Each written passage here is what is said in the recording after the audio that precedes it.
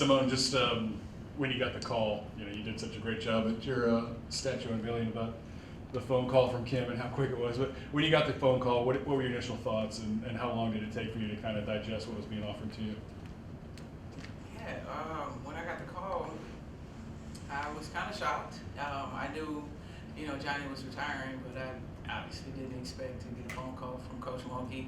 And she did, and she said, "Baby, Johnny retiring, and I would love for you to, have the position if you wanted." And so I was like, "All right, Coach." I thought about it, told her that I had some other opportunities that I wanted to kind of explore. And she said, "Go ahead, have a way with it." And so I was like, "But I'm going to keep in touch with you. We're going to continue to communicate." And we did. We had another call after that was more in depth and went into detail about the role, responsibilities, and what, expectations and things like that. And the third phone call was on a Friday. It was on a Friday. I called her, and she said, "What you got for me, baby?" And I said, "I think I'm coming home, Coach." And she said, "You gonna make me do work on a Friday?" She said, "I'm gonna get up and go and walk down the administration and get the ball rolling." And she was like, "This is gonna be a great opportunity for you, just to grow as a coach and everything." And I said, "Yes, ma'am." And she said, "Stop calling me ma'am." So, it happened, even though it was long, it happened very quickly. It was over a course of maybe 2 or 3 weeks that we discussed, talked, and went through the process. And, based on the other opportunities I had, she even said to herself, she was like, "Baby, you're going to get more experience here than you're going to get anywhere else." And it has been, right away. I've only been here a few days, and I'm right into it, just like everyone else, getting my elbows into it, getting right to the work. So I'm excited. So, redirecting the advocate, why did you ultimately, make the decision to come home? Why did you decide to do it? Why not? I mean, it's home. I've been away for over 20 years. Obviously, just coming in and out whenever I had time, throughout the seasons or whatever breaks that I had. But it was mostly about the opportunity. Like, coaching has continued to come back to me over time. I coached 2 years with the Sparks, and it was in more of an observation role. Like, I'm just kind of learning and growing, but not necessarily knowing if this was something that I wanted to do. I had 2 other opportunities with another sports league, Athletes Unlimited. That was more players-driven league, but you're coaching, not coaching. And I just remember having some conversations with some respected people in the coaching world. I'm like, I think I want to do it, but I want to take some classes, or, you kind of want to feel your way into it. And they was like, the only way to do it is to do it. And so this opportunity presented the best situation for me to just gain experiences, to go out here, to learn, to grow, to fail, to succeed. And that's what coaches do. Coach Mulkey sits on the hot seat every day. I'm not on the hot seat, but, getting to see how it goes every day and see a team work together to accomplish a goal. Kim, how do you qualify adding the type of person and player, or former player in Seimone to your staff? Well, let me back up a little bit and tell you about Johnny. Johnny was going to retire last year, and I talked him into staying 1 more year because I felt like he needed to give his responsibilities to Coach Kalen and to Coach Jordan and other people in our office, just get them ready. Because what he has done, I don't know half the things Johnny's done in 24 years of coaching with me, and he was gracious to do that. And when he came at the end of the season and said that he was definitely going to retire, I had a staff meeting with all my staff. And because I am not in the trenches like they are in recruiting and seeing who the up-and-coming coaches are, I asked each of them to give me suggestions. And I think it took maybe 3 seconds for Bob to speak up. And he says, "We need Seimone." And I asked him if he would reach out to her to see if there was an interest first before I called her. And it's a no-brainer. It was just a matter of changing responsibilities, because Johnny's responsibilities were totally different than what Seimone's will be. We would not be doing this if Seimone could not be on the floor sharing her knowledge and her experiences, not just in college, but in the league, in the WNBA. And so with the rules changing in our sport, where we can now soon probably have 6 on the floor, and in August voting again where we can have the rest of the staff doing limited roles on the floor, it was just great timing. And so I think that's what we spent a lot of time talking about, is that your role will not be what Johnny's role was. Here's what I'd like for you to do. And I think that was really, really important to her. Yeah, I'd like both of y'all to ask. We'll start with Kim. Just what do you want Seimone to get out of this? What would you like to get from Seimone out of this? And then Seimone, the same thing for you. Well, I think just her name brings such a positive in all aspects. Anyone that follows this game knows who Seimone Augustus is. It's not just a Louisiana player. She's just I can't even keep up with how many medals she has now and championships, but she still didn't get that one championship when she played on Mulkey, right? I'm gonna let her and Bob hear that to the day I retire. But it was just, Seimone deserves this. We deserve it. Our state, our sport deserves it, and this is her school. This is where she grew up. You guys covered the statue unveiling. Well, that was crazy, the crowd. And those people, a lot of them, that's the first time they've probably seen Seimone since she left LSU. And now you will bring that crowd back to LSU because of their love for Seimone and her family. What you hope all your coaches do is learn, and then as you learn and you want to go on and become a coach, don't change your personality. Be who you are and take the good from who you learn from. I still learn every day from my coaches. Some things they can't get me to change to do, but if you become stagnant, you need to retire. And I think as you age, and Coach Bob and I are the older ones now on staff, look around us. We don't have anybody but young people around us. And it keeps us in the right frame of mind, and I just think that it was just a no-brainer. And it's such a rewarding feeling when you bring somebody back that is loved and respected as much as Seimone is. And I can't wait for our players to be with her and around her every day.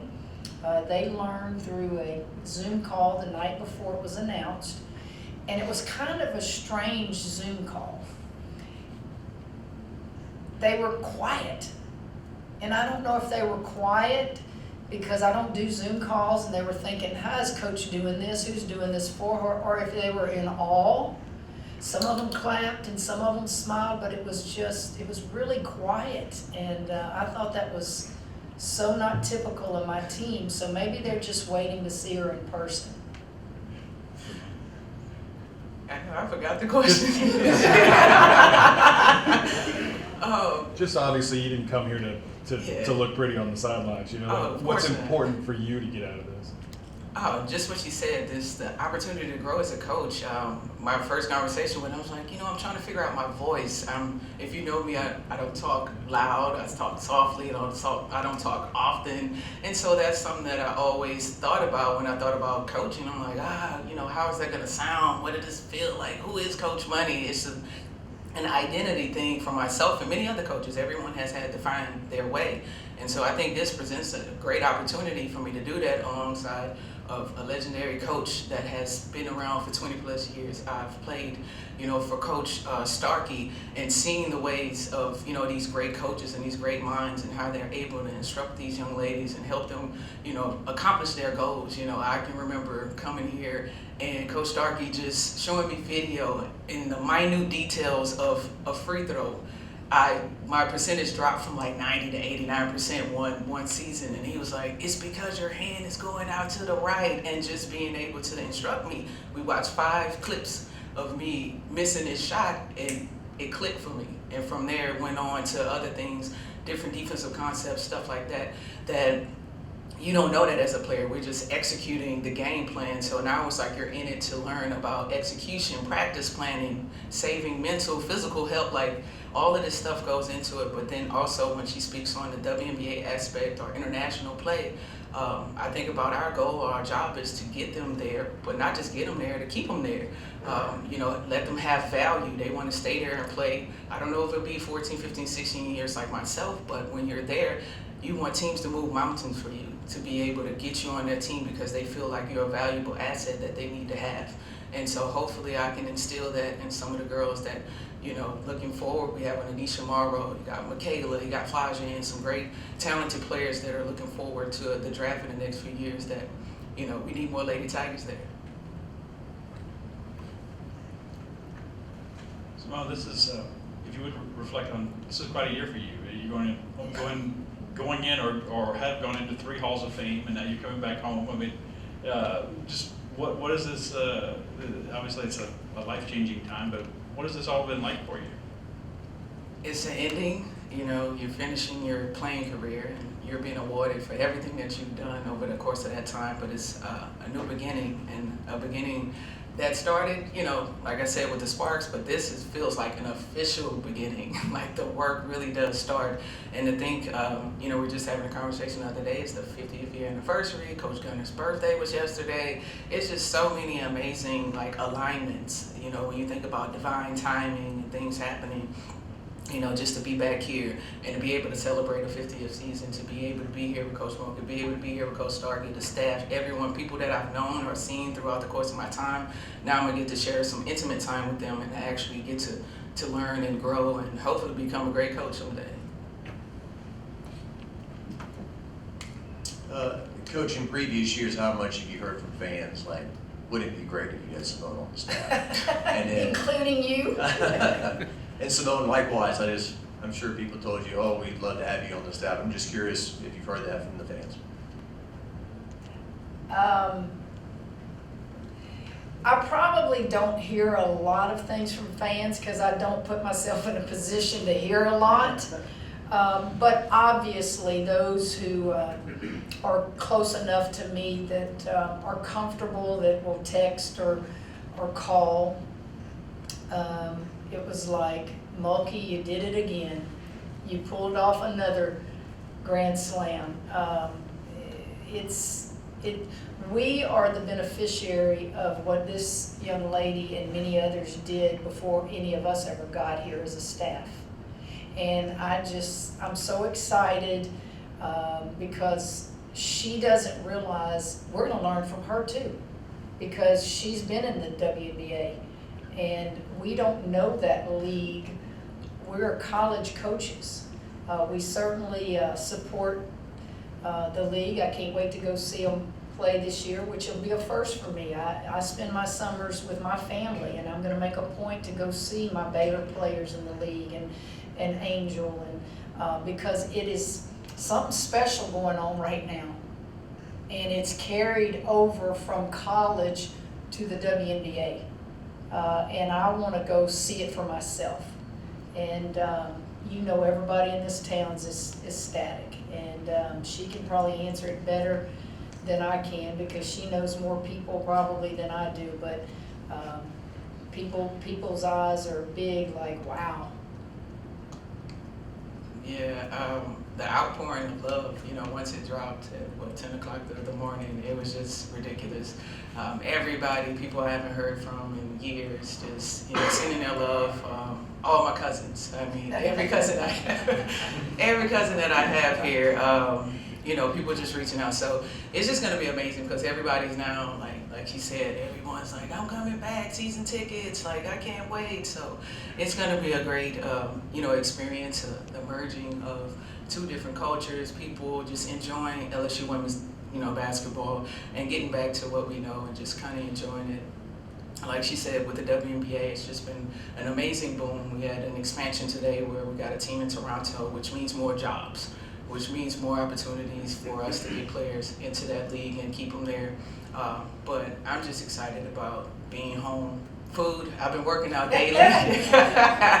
you know, every time I would have friends, teammates, whoever would come down and visit, I'm like, gotta lose 10 pounds before you come down just so you can enjoy yourself and not feel guilty about it. So now I'm home, I gotta continue to work out so I don't put that 10 pounds back on. But, you know, I'm always happy to be home. The weather, the food, the people, the culture, it's gonna be amazing. For both of you, a couple years ago when you unveiled the statue, was this possibility, you know, in the back of your minds at all? Was this something that you thought, you know, might happen one day? You know, truth be told, Coach Mulkey reached out to me when she first got here, but I was in the infancy stages of my coaching career. And I knew without a doubt she needed a coaching staff that was ready to go. Obviously, expectations were extremely high. And so I respectfully declined, but not knowing if this would ever come back around. But I'm a strong believer in, you know, what is for you will not pass you. And what are the chances, you know, Johnny ended up retiring, and the first thing that staff says is like, go get money. And she, you know, made it a choice to come back and revisit. But she also told me, if you didn't accept this time, I wasn't coming back a third. So, you know, I'm definitely thankful that it did come back around and I was in the right space and at the right time to accept. Got time for a couple more questions. Coach said that you'd be working with the guards. Obviously, I guess just what do you want to try to instill with them, and kind of how hands-on do you want to be with everybody? Oh, I'm gonna be hands-on. We're gonna get some work in. But just kind of like evaluating the players. Obviously, I've been watching them from afar, and they really don't need much work. You know, everything is mostly what we always say, mental is the physical is 4:1, and it's just a mindset of how you want to approach the game, how you want to be able to attack, utilize, you know, your gifts that you have, and then sharpen the tools that need to be sharpened in your bag. And that's what I'm here to do. I've always been a player that's very detailed, very, you know, structured. Get here, you know, Coach Starker would always say, if you're on time, you're late. You're 10 minutes early, you're on time. You know, I was that player. And so just those little lessons will help them just not only here, but when you think about the professional side, just being able to utilize those skill sets that they already have. It's mainly like fine-tuning an engine. So I'm just going to take my experience and be able to, you know, help them along. Question for the both of you, and whichever one of you guys wants to go first. But Kim, can you envision a scenario down the road, you step away, that Seimone possibly could be the next head women's basketball coach here at LSU, and Seimone down the road, is that something that you feel like you might work your way to? Well, you know, I've got a lot of them out there that could be the next head coach here. I mean, I really do. I can tell you who won't be. It's Bob Starkey, okay? Bob, I think Bob and I, without discussing it, we have a little plan that when one goes, the other one may go, because we've just clicked. Bob has, and I know that's not your question, but it's time for him to be in the Women's Basketball Hall of Fame. And I've tried to quietly make phone calls and do stuff, but enough is enough. It's time, and y'all put that out there. He is, in my recollection of this game, he's the only interim coach to ever take a team to a Final Four. And you don't find people like Bob Starkey who are so selfless and unselfish that they know what their role is and they don't want to be that head coach, but yet they really are. He does so many things that keep me in the game. He really allows me to be lazy sometimes.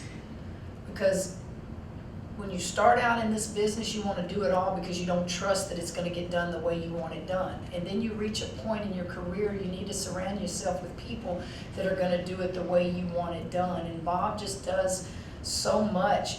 But these guys over here do a lot. They all play their roles to where it allows me to hang in there as the head coach. And yeah, I'm in the hot seat. Absolutely. I mean, I have to make those decisions, but they don't get enough credit. So I will not, I can tell you this, I will never just go to an administrator and say, this is who needs to be your next head coach. I don't believe in doing that, because I believe if I've got a great staff, they're going to have a tough decision to make. Obviously, with her being an LSU person and playing here and all the things, you know, people are gonna automatically think that. But I think Seimone will quickly tell you, she's getting ready to learn from people who have been in the business a lot longer than her, things that I can't teach her, that they will teach her. But I want all of them that wanna be head coaches, that when I'm done, I wanna be able to look out there and go, that's one of mine over there, man, over here, and they're all over the country.